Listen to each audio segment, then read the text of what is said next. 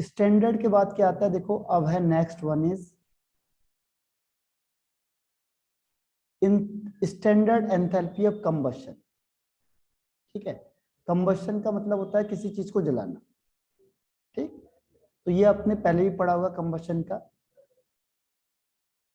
Combustion की define जो है वही यूज करनी है, बस एक कंडीशन चेंज हो जाएगी। बस वो कंडीशन क्या चेंज होगी, वो कंडीशन ये चेंज हो जाएगी कि enthalpy of combustion of substance. देखो ये है enthalpy of combustion of substance क्या होगा।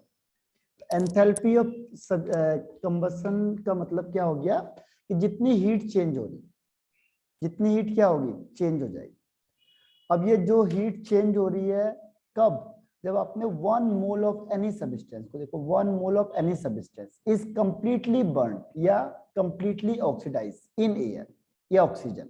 जब आपने 1 मोल, अब क्योंकि फिक्स कर दिया ना आपने, क्योंकि जैसे परसेंटेज होता है, परसेंटेज क्या होता है सबके लिए फिक्स हो जाता है, तो ऐसे ही वो क्या करते हैं कि जो सब्सटेंस है उसकी क्वांटिटी फिक्स कर दी 1 मोल।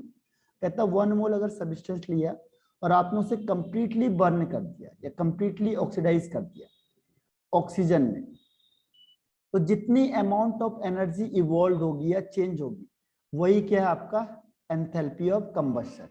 ठीक है, जैसे एग्जांपल के लिए कार्बन, कार्बन के 1 मोल लिया हमने और इसको क्या किया कंप्लीटली बर्न किया इन ऑक्सीजन में, तो बन गया CO। तो जितनी अमाउंट ऑफ हीट निकलेगी वो क्या हो गया enthalpy of combustion of carbon. अगर इसमें ऑक्सीजन की क्वांटिटी ज्यादा ले लिया आपने तो ये बन जाएगा CO2। तो 1 मोल कार्बन को कंप्लीटली बर्न करने के लिए जितनी अमाउंट ऑफ हीट इवॉल्व हो रही है जब आपने CO2 बनाया, तो ये आपका हो गया एंथैल्पी ऑफ कंबशन। कंबशन को कैसे डिनोट करते हैं C से, तो del CH, del C for combustion. अगर रिएक्शन था enthalpy of reaction del RH, तो R का मतलब रिएक्शन, अगर डेल CH तो कंबशन। ठीक है, तो 1 मोल कंपाउंड को कंप्लीटली बर्न करने के लिए जितनी अमाउंट ऑफ हीट क्या होगी इवॉल्व, यहाँ पे जनरली हीट इवॉल्व होती है, ध्यान रखना जब भी आप किसी चीज को बर्न करोगे तो हीट क्या होती है इवॉल्व होगी। जितनी अमाउंट ऑफ हीट इवॉल्व होगी this is called enthalpy of combustion. ठीक है, जैसे इससे एक और एग्जांपल यहाँ लिखा है उसमें CH4 वाला, तो जैसे CH4 का 1 मोल लिया आपने, उसे कंप्लीटली बर्न करना है किसमें ऑक्सीजन में। ठीक है, तो क्या बनेगा CO2 प्लस H2O बनेगा। तो उसमें जितनी अमाउंट ऑफ हीट रिलीज हो रही है, यहाँ पे रिलीज कितनी हुई -890.4 किलो जूल पर मोल, यानी 1 मोल को आपने बर्न किया CH4 को, कितनी अमाउंट ऑफ हीट रिलीज हो रही है -890.4 किलो जूल। तो ये हो गया आपका heat of combustion of methane, CH4 का मतलब मीथेन।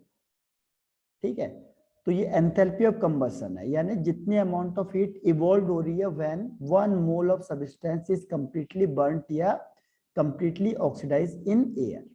समझ में आई? Yes sir. अब इसके बाद नेक्स्ट आता है आपके पास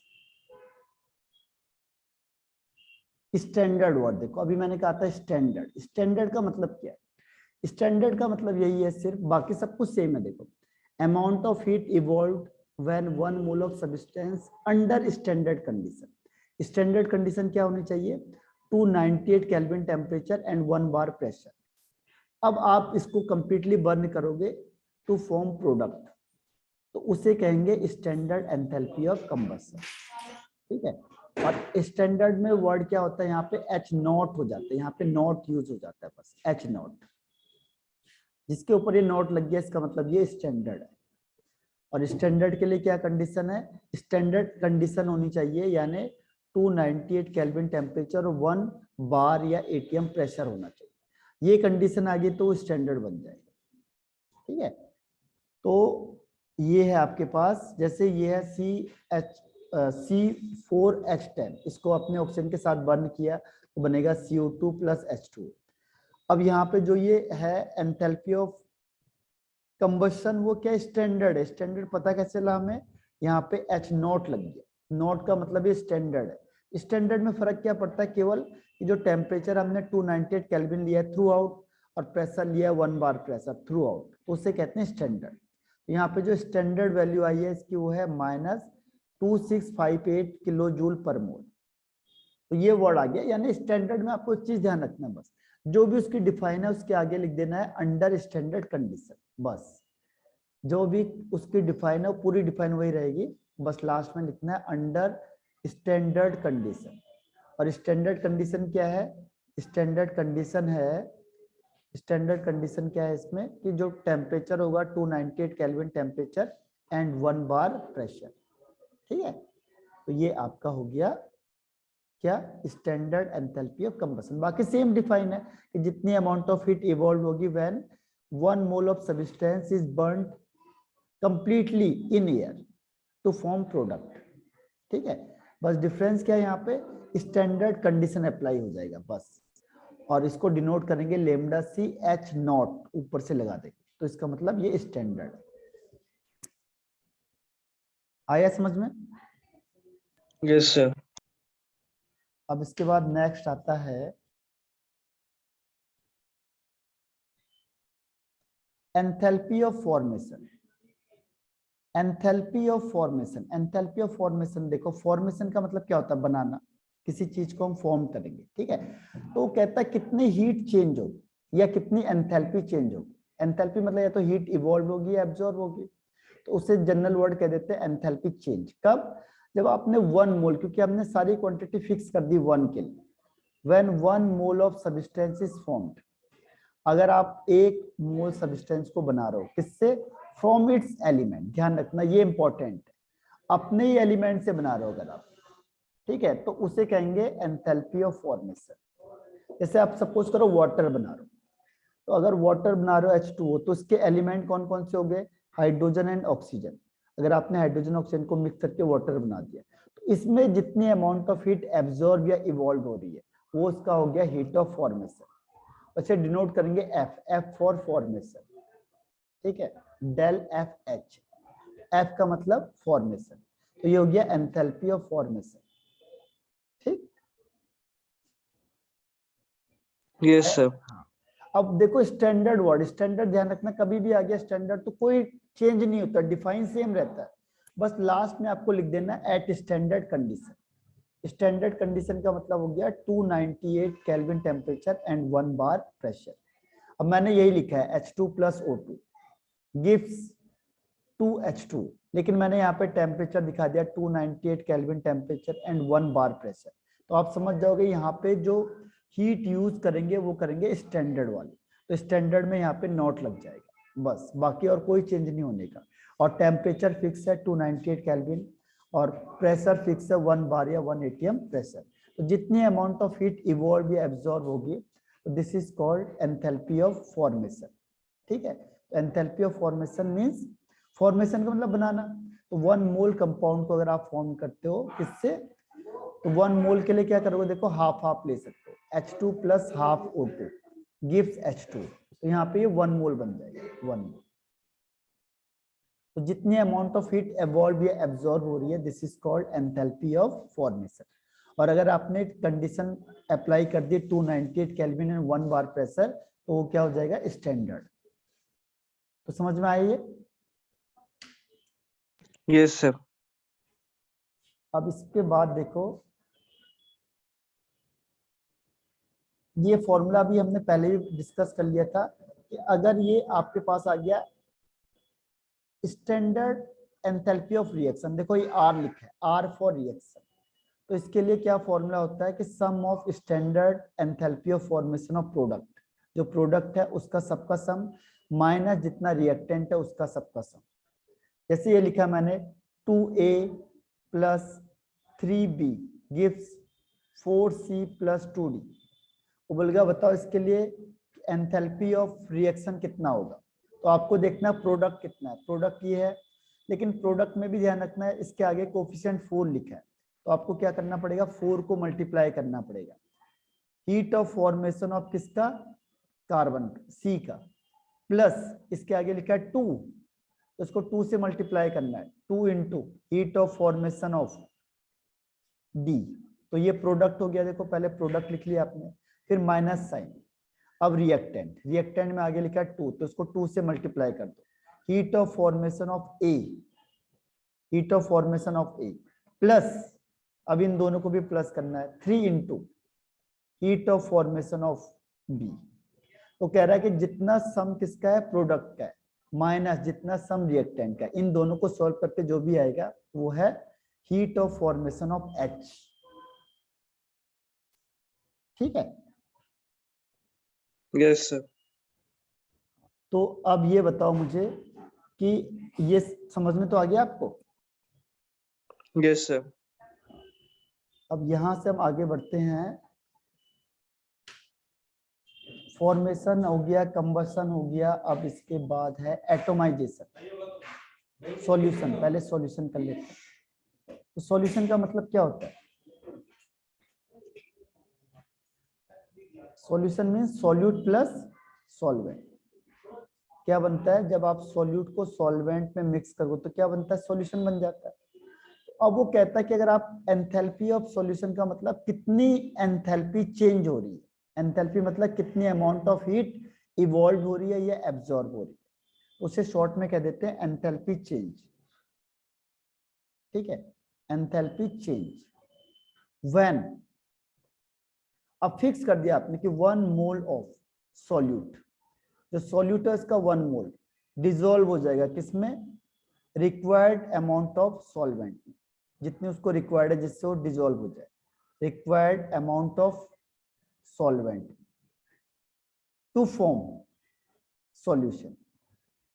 ठीक है, जब ये सॉल्यूशन बना देता है तो अब वो कह रहा है जितनी एंथैल्पी चेंज हो रही है ना, जितनी अमाउंट ऑफ हीट इवॉल्व या एब्जॉर्ब हो रही है, वो क्या हो गया, एंथैल्पी ऑफ सॉल्यूशन। तो मेन फोकस किसका है कि कितनी हीट एब्जॉर्ब या इवॉल्व हो रही है, कब, when 1 mole of solute is dissolve in required amount of solvent. ठीक है, तो उसे कहेंगे एंथैल्पी ऑफ सॉल्यूशन। आया समझ में? Yes sir. अब इसको डिनोट किससे करते हैं, देखो सॉल्यूशन के लिए सॉल्व वर्ड आ जाएगा तो यहाँ पे लिख देंगे सॉल्व, बाकी सब कुछ सेम है। देखो डेल सॉल एच, बस एच सबके साथ आ रहा है, डेल आ रहा है। सॉल्यूशन के लिए आगे का वर्ड लिख दिया इसने सॉल्व। एग्जाम्पल के लिए देखो ये लिखा हुआ है इसमें कि अगर हमने KCl लिया सपोज सॉलिड में और इसमें वाटर मिक्स कर दिया तो क्या हो जाएगा, KCl बन जाएगा एक्वस में। तो कह रहा है कितनी हीट रिक्वायर्ड है इसको बनाने के लिए, कितनी हीट रिक्वायर्ड है, तो यहाँ पे डेल एच सॉल्व हो जाएगा कितना, प्लस 18.6 किलो जूल। तो इतनी हीट रिक्वायर्ड, ठीक, तो इतनी हीट रिक्वायर्ड है ये सॉल्यूशन को करने के लिए। ऐसे सेकंड है CuSO4, ये सॉलिड है, इसको आपने एक्वस वाटर मिला दिया तो ये बन जाएगा CuSO4 एक्वस में। और बोला कितनी हीट यहाँ से रिलीज हो रही, देखो माइनस साइन आ गया, यानी जब आप इसको वाटर में डिसॉल्व करोगे तो -66.5 किलो जूल पर मोल हीट इवॉल्व हो रही है। तो ये हो गया आपका क्या, एक्सोथर्मिक रिएक्शन, और ये हो गया एंडोथर्मिक। तो कह रहा है कुछ भी हो सकता है, हीट एब्जॉर्ब भी हो सकती है, इवॉल्व भी हो सकती है। ठीक है, तो उसे कहेंगे एंथैल्पी ऑफ सॉल्यूशन। समझ में आया? सॉलिड को यस आपने सर। वाटर में मिक्स किया तो जितनी अमाउंट ऑफ हीट एब्जॉर्ब होगी या इवॉल्व होगी, तो उस हीट को हम कहते हैं एंथैल्पी ऑफ सॉल्यूशन। ठीक है, यस सर। अब आता है enthalpy of solution at infinite dilution. Infinite यानी बहुत ज्यादा डाइल्यूट कर दिया आपने। Enthalpy of solution at infinite dilution. अगर आपने इनफिनाइट डाइल्यूशन कर दिया इसका तो क्या होगा, इनफिनाइट डाइल्यूशन में वो कहता है कि जब आपने large volume of solvent mix करते हैं, आपने क्या किया, जो सॉल्यूट लिया हो तो 1 मोल ही लेना, देखो आपने 1 मोल सॉल्यूट तो 1 मोल ही होगा बस, और इसको मिक्स कर दिया किसमें, लार्ज वॉल्यूम ऑफ सॉल्वेंट में मिक्स कर दिया। अब वो कहता है कि आपको उसके बाद अगर आप कोई भी वाटर डालते हो, फर्दर एडिशन ऑफ सॉल्वेंट करते हो, तो does not produce any more heat change, कोई भी हीट चेंज नहीं होगी। अगर इसके बाद भी क्या किया आपने, फर्दर एडिशन कर दिया, कुछ वाटर और डाल दो आप, और आप चेक कर रहे हो कि ये रिएक्शन होगी कि नहीं होगी, तो कहता है कि फर्दर एडिशन ऑफ वाटर भी कर रहे हो आप या सॉल्वेंट भी कर रहे हो, तो क्या होगा, हीट चेंज नहीं हो रही है, जितनी हीट है उतनी ही रहेगी, बस हीट चेंज नहीं हो रही है, तो इसे कहेंगे enthalpy of solution at infinite dilution. तो यहाँ पे जितनी एंथैल्पी चेंज हो रही है, यहाँ पे जितनी एंथैल्पी चेंज हो रही है उसे कहेंगे enthalpy of solution at infinite dilution.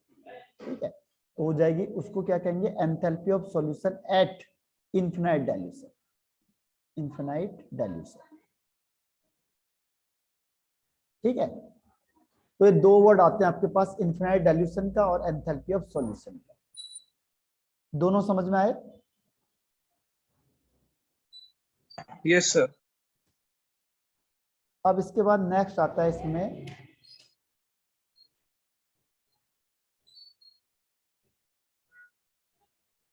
Enthalpy of atomisation.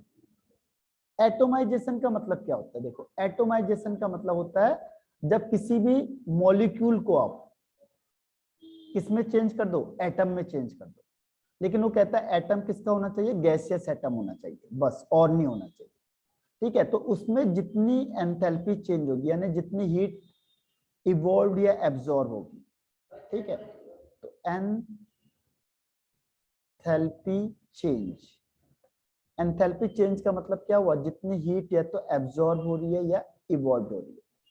Heat तो जनरली जब आप किसी चीज को ब्रेक डाउन करोगे तो हीट क्या होगी, एब्जॉर्ब हो जाएगी, तो हीट एब्जॉर्ब होगी कब, जब आपने क्या किया, 1 मोल फिक्स कर देना, ध्यान रखना, क्योंकि आप 1 मोल से ज्यादा नहीं ले सकते ना कम ले सकते, तो 1 मोल ऑफ गिवन सब्सटेंस, अगर आप इससे क्या करते हो, ब्रेक डाउन करते हो, इसे डिसोशिएट करोगे, ब्रेक डाउन करोगे, इसमें उसके गैसियस एटम, उसके गैसियस एटम में अगर आपने इसको ब्रेक डाउन करेंगे तो जितनी अमाउंट ऑफ हीट क्या होगी, एब्जॉर्ब होगी, या जितनी एंथैल्पी चेंज होगी, that is called enthalpy of atomisation. जैसे एग्जांपल के लिए हाइड्रोजन है H2, आप इसे ब्रेक डाउन करोगे तो हाइड्रोजन के 2 एटम मिलेंगे आपको, तो यहाँ पे जो हीट है वो कितनी रिक्वायर्ड हुई, 435 किलो जूल पर मोल, 1 मोल में इतनी हीट रिक्वायर्ड है, अगर 10 मोल लोगे तो 10 से मल्टीप्लाई कर दोगे।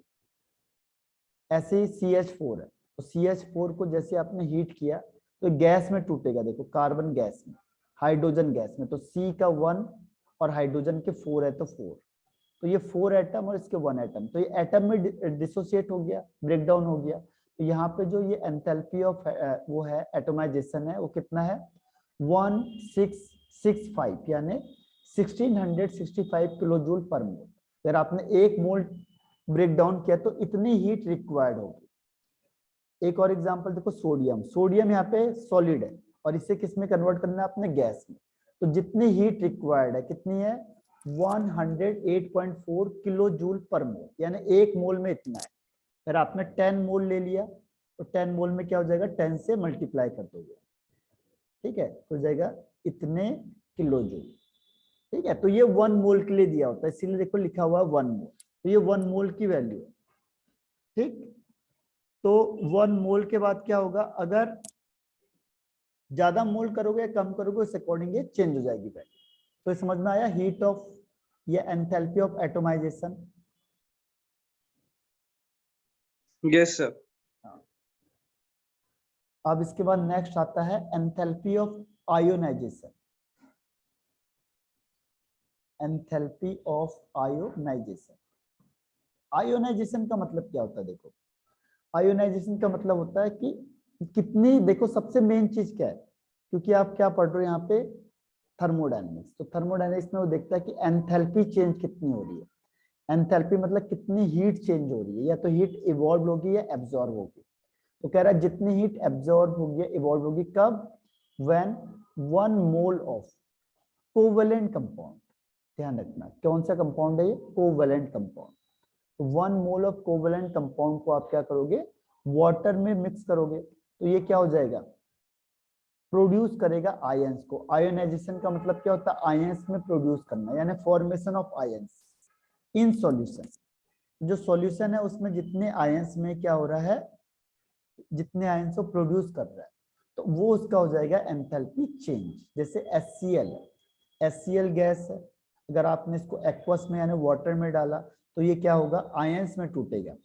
हाइड्रोजन एक्वस है यानी वाटर में डिजोल्व है, और Cl एक्वस में, तो ये क्या है, एक्वस सॉरी आयंस फॉर्मेशन हो रहा है। लेकिन आयंस किसका, आयनिक कंपाउंड की नहीं बात हो रही है, कोवेलेंट की बात हो रही है, ठीक है, कोवेलेंट कंपाउंड।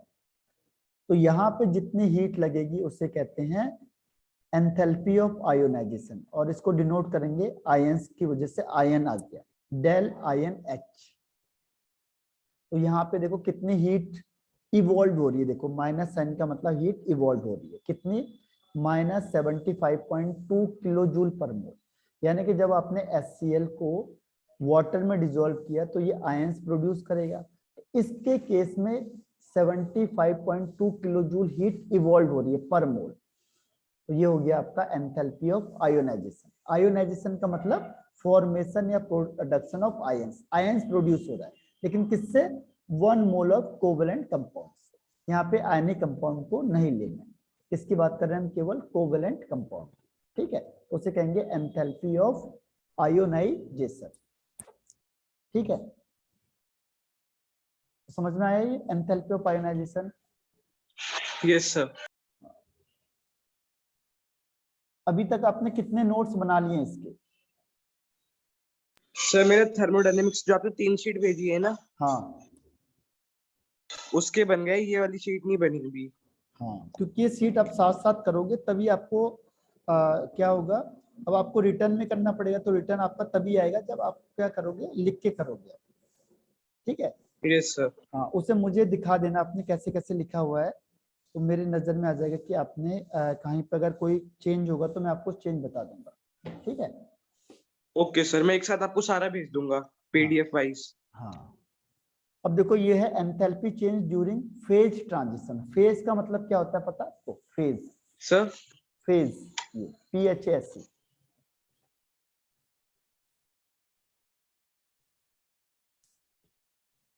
फेज का मतलब होता सर है स्टेप वाइज।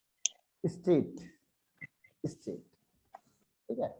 स्टेट का मतलब सॉलिड, लिक्विड और गैस, आप एक को दूसरे में चेंज करोगे, ठीक है। तो कह रहा है कितना एंथैल्पी चेंज होगा, कितना हीट चेंज होगा, कब, जब आपने फेज ट्रांजिशन कर दिया। ट्रांजिशन का मतलब चेंज कर देना।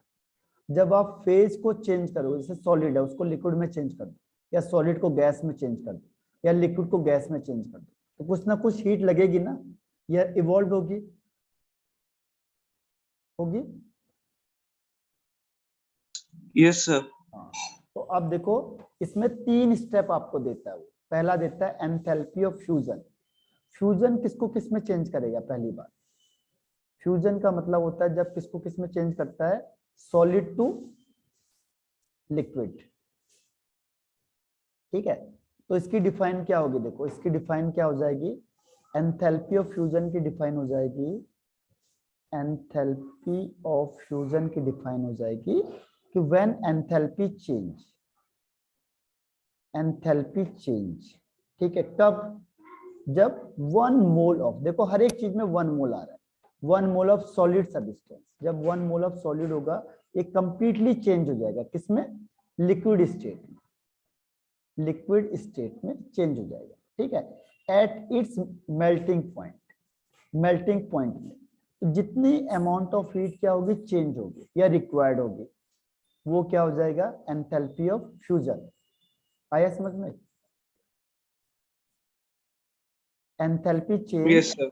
when 1 mole of solid is converted into liquid state at its melting point is called enthalpy of fusion. अब फ्यूजन को डिनोट किससे करेंगे, देखो डिनोटेड बाय, डिनोटेड बाय यहाँ पे डेल, फ्यूजन के लिए FUS, बस H, यहाँ पे चेंज हो रहा है, देखो बाकी सब कुछ सेम है सब, ठीक है। अब हम हर समय कह रहे हैं 1 मोल, तो कह रहा है कि इसको हम 1 मोल की वजह से क्या कह सकते हैं, मोलर एंथैल्पी ऑफ फ्यूजन भी कह सकते हैं। मोलर मतलब फॉर 1 मोल। अब एग्जांपल के लिए देखो ये H2O है, आइस, H2O सॉलिड है, सॉलिड का मतलब क्या हो गया, आइस। अब आप आइस को किस में कन्वर्ट करोगे, लिक्विड में, H2O लिक्विड में चेंज होगा। तो यहाँ पे वो कह रहा है कितनी हीट लगेगी। अगर आपने 1 मोल लिया है तो 1 मोल में कितनी हीट यूज हो रही है, 6 किलो जूल पर मोल। 1 मोल अगर आपको आइस लिया और उसको वाटर में कन्वर्ट करना है तो कितनी जूल रिक्वायर्ड है, 6 किलो जूल पर मोल। ठीक है, तो ये समझ में आ गया define enthalpy of fusion. Yes sir. हाँ, कि द एंथैल्पी चेंज यानी कितनी हीट रिक्वायर्ड है या इवॉल्व हो रही है, कब, जब आपने 1 मोल सॉलिड को कन्वर्ट कर दिया किसमें, लिक्विड स्टेट में कन्वर्ट कर दिया एट इट्स मेल्टिंग पॉइंट। इसका मेल्टिंग पॉइंट कितना होता है, 373 केल्विन या 0 डिग्री सेल्सियस। इस टेम्परेचर में आइस अगर लिक्विड में चेंज होता है तो जितनी अमाउंट ऑफ हीट क्या होती है, रिक्वायर्ड होती है या रिलीज होती है, वो हो गया आपका एंथैल्पी ऑफ फ्यूजन। अब देखो इसका अपोजिट क्या होगा, वो कहता है इसका अपोजिट क्या होता है, इसका अपोजिट होगा एंथैल्पी ऑफ फ्रीजिंग। फ्रीज का मतलब क्या हो गया, जब कौन किस में चेंज होगा, लिक्विड टू सॉलिड। ठीक है, लिक्विड टू सॉलिड में चेंज होगा तो उसे कहते हैं फ्रीजिंग, फ्रीज करना। या एक और वर्ड यहाँ पे यूज होता है सॉलिडिफिकेशन, सॉलिडिफिकेशन यूज होता है। ठीक है, तो सॉलिडिफिकेशन या फ्रीजिंग, तो ये अपोजिट है किसका, एंथैल्पी ऑफ फ्यूजन का। तो इसमें क्या होगा, इसमें डिफाइन सेम है। देखो ये भी यही कहेगा कितनी एंथैल्पी चेंज हो रही है, एंथैल्पी चेंज, कितनी हीट चेंज हुई, कब, व्हेन 1 मोल ऑफ लिक्विड, जब आप 1 मोल ऑफ लिक्विड को किस में चेंज करोगे, सॉलिड स्टेट में चेंज करोगे, और एट इट्स मेल्टिंग पॉइंट, तो वो हो जाएगा आपका एंथैल्पी ऑफ फ्रीजिंग या सॉलिडिफिकेशन। तो इसमें वो कह रहा है देखो वैल्यू सेम रहेगी। देखो यहाँ पे 6 joule kilo joule energy required थी, यहाँ पे इतनी हीट रिलीज होगी जब आपने 1 मोल लिक्विड को किस में चेंज करोगे, आइस में चेंज करोगे। तो यहाँ पे इतनी amount of heat, same amount, देखो 6 है तो यहाँ पे भी 6, लेकिन सिर्फ यहाँ पे प्लस साइन है तो यहाँ पे माइनस साइन, यानी यहाँ पे उतनी हीट इवॉल्व होगी और यहाँ पे उतनी हीट एब्जॉर्ब होगी। दोनों केस में मैग्नीट्यूड सेम है, बस साइन चेंज है। ठीक है, तो ये पहला हो गया आपका एंथैल्पी ऑफ फ्यूजन। समझ में आया? Yes sir. अब सेकंड आता है इसमें एंथैल्पी ऑफ वेपोराइजेशन। तो वेपोराइजेशन में क्या होगा बताओ, कौन किस में चेंज होगा,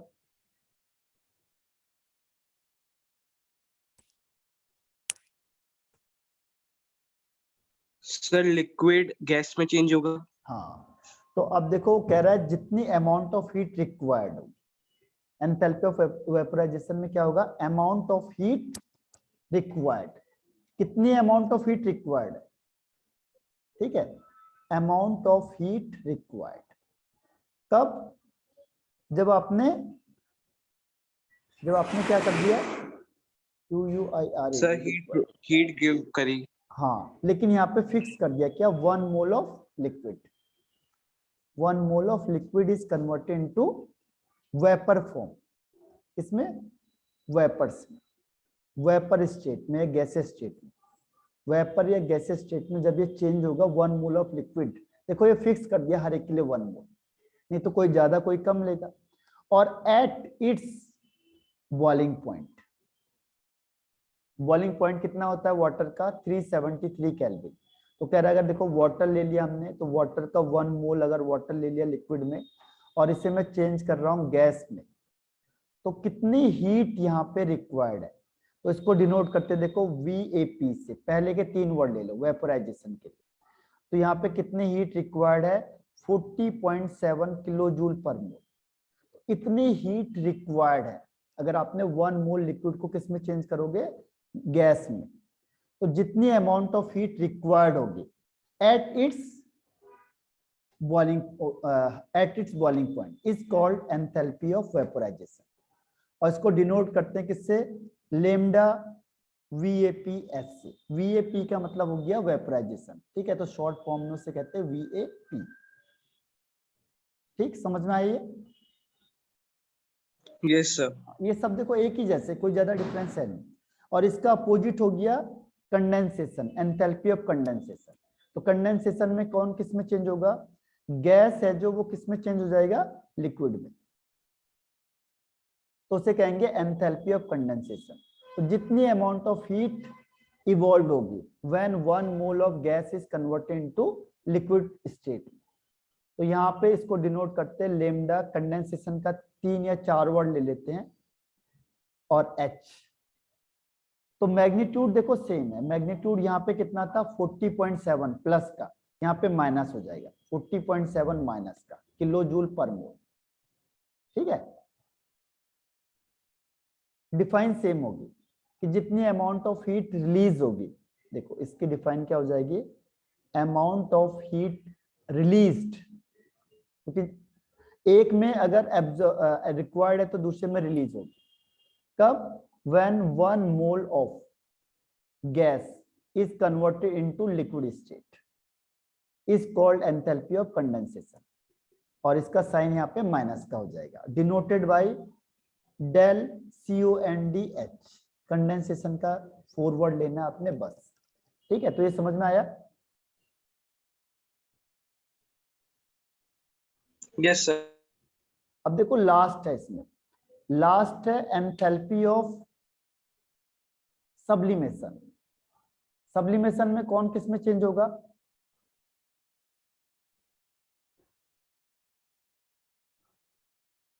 सर सॉलिड टू लिक्विड। नहीं, सब्लिमेशन नहीं सर, सॉलिड टू लिक्विड तो फ्यूजन हो गया ना,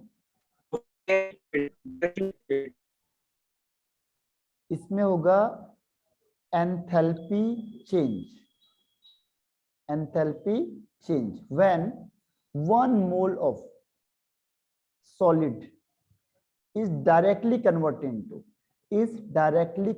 into vapor phase। ठीक है, directly converted into vapour phase, तो उसे कहेंगे sublimation, directly converted to vapour और below its melting point is called enthalpy of sublimation. Example के लिए आयोडीन है, आयोडीन क्या है, H2S। ठीक है, आयोडीन के केस में क्या हो जाएगा, H2S क्या होगा, सॉरी आयोडीन हो जाएगा I2। तो आयोडीन किस में कन्वर्ट हो जाएगा, सॉलिड फॉर्म में था ये, और ये चेंज हो जाएगा गैस फॉर्म में। तो कह रहा है कितनी हीट रिक्वायर्ड होगी। सब्लिमेशन के लिए देखो 3 वर्ड लेना है, SUB। Sublimation is denoted by del SUBH is equal to कितना लिखा है इसमें, देखो 62.39। इतनी किलो जूल एनर्जी रिक्वायर्ड होगी जब आप आयोडीन के 1 मोल सॉलिड को किसमें चेंज करोगे, गैसेस स्टेट में डायरेक्टली। तो ये हो गया आपका सब्लिमेशन। और एग्जांपल इसमें देखो नेथलीन, आयोडीन, ये आपने क्लास 10th में ही पढ़ा होगा सब्लिमेशन का। कपूर होता है जैसे, डायरेक्टली क्या होता है वो कैंपर, जो सॉलिड टू गैस में कन्वर्ट हो जाता है। ठीक है, आगे समझ में?